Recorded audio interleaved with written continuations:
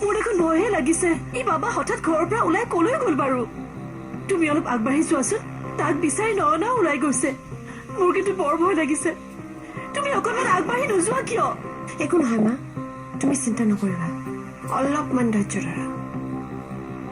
মোক দাদাক নিজে লৈ আহিবলৈ দিয়া, তেতিয়াহে তেওঁ অনুভৱ কৰিব। জীৱনটোতো দাদাক তেনেকৈ লৈয়ে আগুৱাই যাব লাগিব। গতিকে এইবোৰ অভিজ্ঞতা তেওঁ হ'ব দৰকাৰ। কিন্তু কোনো কিন্তু নাই। নয়নাক এবাৰ বিচাৰি আনিবলৈ দিয়া, চোৱাচোন কি হয়।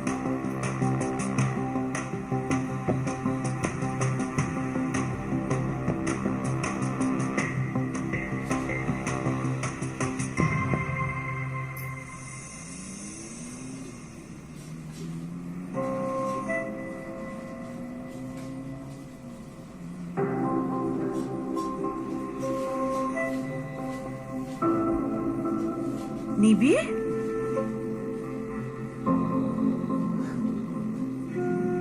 নিবিৰ!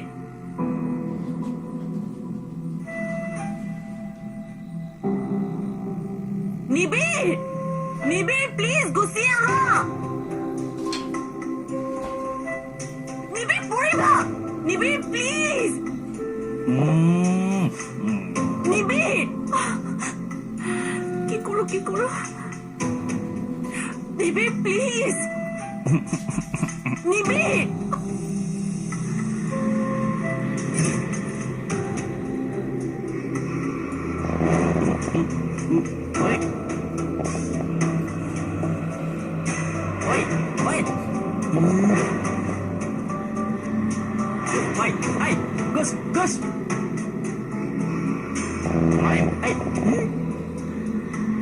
Thank God!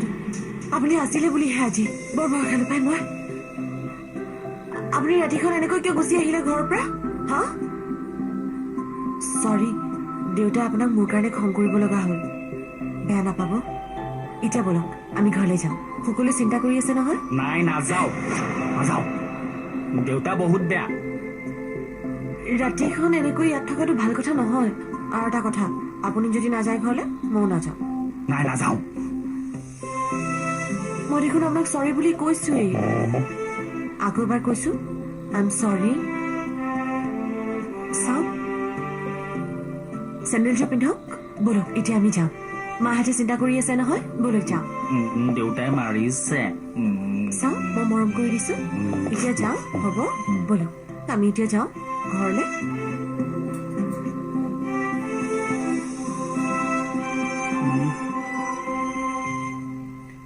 কোনো আগবাঢ়ি নাযায় যদি মই যাওঁ। ল'ৰা এইটো অৱস্থা দেখিয়ে কষ্ট পাইছো। ইয়াতকৈ আৰু বেয়া অৱস্থা চাই থাকিব নোৱাৰি। নতুন বোৱাৰীজনী ঘৰখনৰ পৰা ৰাতিখন ওলাই গ'ল। এনেকৈ চাই থাকিব পাৰি নেকি?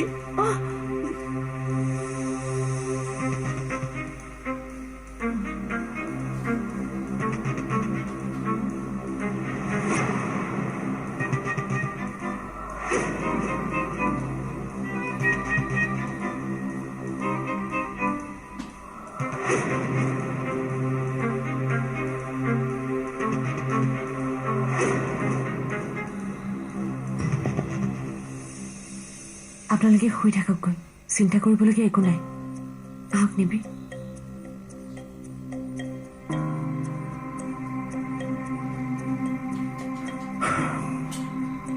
ব'লা।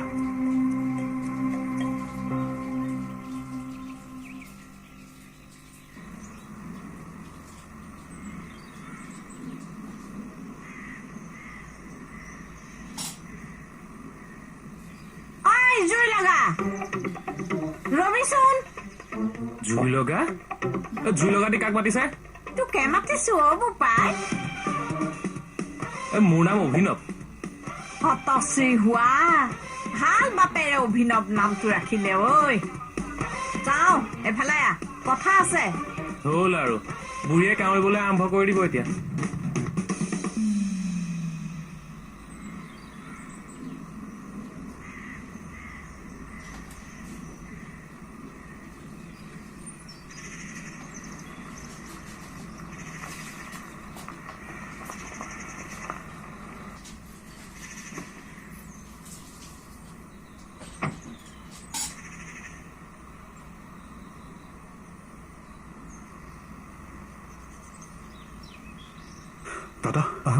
আপোনাৰ লগত এটা ইম্পৰ্টেণ্ট কথা আছিল।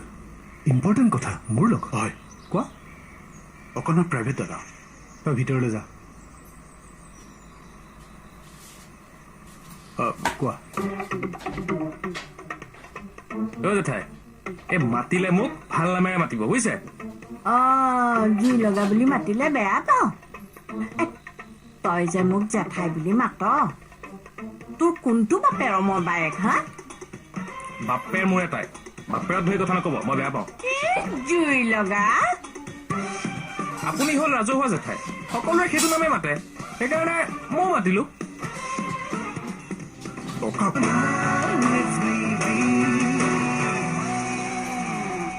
চাওক চাই প্লিজ। ৰবিচোন, এইবোৰ বাদ দে। তই এতিয়া বাৰু কি কৰি আছ? মই কি কৰি আছো আপুনি গমেই পোৱা নাই মানে? নাপাওঁ। এই কন্ট্ৰেক্ট চলি আছে আৰু। শুনচোন, পাৰিলে অ' আমাৰ এই ৰাজমাও যোৱাটোকো সোমোৱাই ল'ব নোৱাৰ নে? পংকজৰ কথা কৈছে? নহলে আৰু কাৰ কথা কম? দিনৰ দিনটো খালি অ'ত ত'ত পেট পেলাই পেলাই ঘূৰি ফুৰিব জাননে? একো কাম বন নাই। ইয়াক লৈয়ে মোৰ চিন্তা। কিহৰ চিন্তা? হ'ব মই চাই দিম, লাইট বনাই দিম বুজিছা নাই? বনাই দিম। বিদ্যা বিদ্যা মাক কচম বছৰি বছৰি ফেল। লাইট বনাই দিবি? বনাই দিম। ৰাম, মোৰ গাত ধৰি শপত খাই ক। মই কলো নহয়, মই বনাই দিম, আপোনাৰ শপত। হয়নে? ল'ৰাটো ইমান ধুনীয়া, মই দাঁড়িয়ে চুলিয়ে গোটেইটো একে মৰম লগা। চাওঁ চুমা এটা খাওঁ। আপুনি এটা কাম কৰিব, তাক মোক এবাৰ লগ কৰিবলৈ ক'ব খালি হা দেই। কম দে। প্লিজ।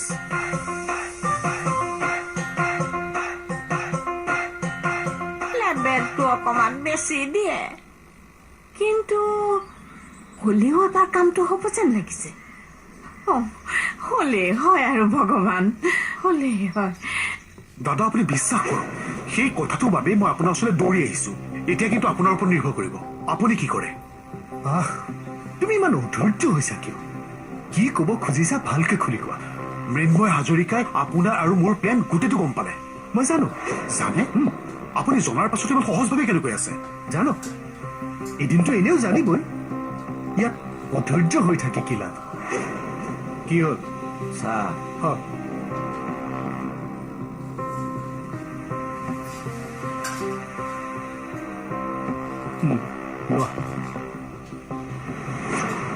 আপুনি কথাবোৰ একেবাৰে বুজি পোৱা নাই দাদা। মৃন্ময় হাজৰিকাই মোৰ ঘৰলৈ মোক ধমকি দি থৈ গৈছে। তেওঁৰ ছোৱালীজনীৰ বিয়াখন মই ঠিক কৰাই দিছিলো। যদি কিবা কাৰণত তেখেতৰ ছোৱালীজনীৰ জীৱনটো ধ্বংস হয় নহয়, তাৰ বাবে জগৰীয়া হ'ম কেৱল আৰু কেৱল মই। তেওঁৰ ছোৱালীৰ জীৱন ধ্বংস কিয়? মই কি মোৰ বোৱাৰীক অভাৱত ৰাখিম? নহয় দাদা, কেৱল টকা পইচা ধন সা সম্পত্তি সকলো নহয়। নিজৰ স্বামীৰে যদি এনেকুৱা অৱস্থা হয়, পত্নীৰ জীৱনটো জানো সুখৰ হ'ব পাৰে?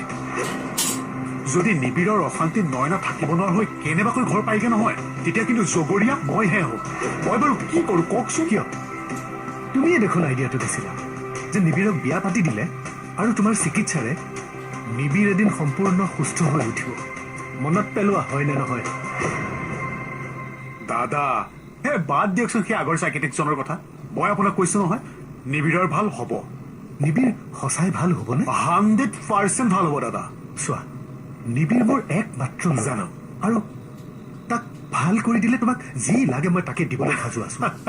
সেইবোৰ বাৰু হৈ থাকিব। মই কিন্তু আপোনাক এটা উপায় দিব পাৰো। কি উপায়? দাদা, নিবিড়ৰ বিয়াখন পাতি দিয়ক। তাৰ পাছত মই সদায় আপোনালোকৰ ফেমিলিৰ লগত থাকি তাৰ ট্ৰিটমেণ্ট কৰিম, আৰু সি মোৰ মেডিচিন খাই ভাল হ'বই। কিন্তু তাৰ বিনিময়ত কি? আপুনি মোক টকা 10 লাখ দিব লাগিব। 10 লাখ? হয়। ভূঞা, তোমাক 10 লাখ কিয়? মই 20 লাখ দিবলৈও ৰাজি আছো। চাওক দাদা, মই এটা বিপদত পৰিহে আপোনাৰ ওচৰত সহায় বিচাৰি আহিছো। ময়ো এটা বিপদত পৰিয়ে তোমাৰ পৰা কিবা সহায় বিচাৰিছো। কিন্তু ভূঞা, ছোৱালী ক'ত পাবা? ছোৱালী মই তোমাক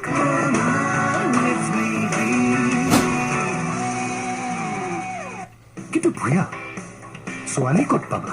ছোৱালী আপোনাৰ বিপদটোতকৈ চাগে মোৰ বিপদটো বেছি ডাঙৰ। গতিকে আপোনাৰ ল'ৰালৈ ছোৱালী চোৱালৈকে মই আপোনাক সহায় কৰিম। সঁচাকৈ তুমি মোৰ ল'ৰাৰ কাৰণে ছোৱালী চাবানে? মোৰ ওপৰত আপুনি ইমানখিনি ভৰসা ৰাখকচোন। কিন্তু দাদা, মই যে আপোনাৰ ওচৰত সহায় বিচাৰি আহিছো আপুনি কাকো নক'ব মোৰ কাৰণে মোৰ ল'ৰাটো ভাল হ'ব লাগে বাছ বাকী কোনো কথাত মই গুৰুত্ব নিদিওঁ দাদা তেনেহ'লে আপুনি মাথো বিয়াৰ বাবে সাজু হওক ছোৱালী মই ৰেডি কৰি আছো সঁচাটো পাক্কা যি হৈছে সকলো তোমাৰ কথা মতেই হৈছে এতিয়া তুমি ভয় খালে কেনেকৈ হ'ব মই ভয় খোৱা নাই দাদা যদি কেনেবাকৈ কথাবোৰ গৈ থানা পাইগে নহয় তেতিয়া ভাবকচোন কম বেয়া কথা হ'বনে আপোনাৰ মোৰ সন্মানৰ কথা আহি পৰিব মই জানো এই কথাবোৰ কোনে হাজৰিকাৰ কাণত পেলাইছে কোনে প্ৰদীপ বৰুৱাই কিন্তু তুমি চিন্তা নকৰিবা কোনেও আমাক একো কৰিব নোৱাৰে শক্তিৰে নোৱাৰিলেও বুদ্ধিৰে মই মোৰ বোৱাৰীক এইখন ঘৰত ৰাখিমেই মুঠতে তুমি মোক কথা দিব লাগিব মোৰ ল'ৰা ভাল হ'বই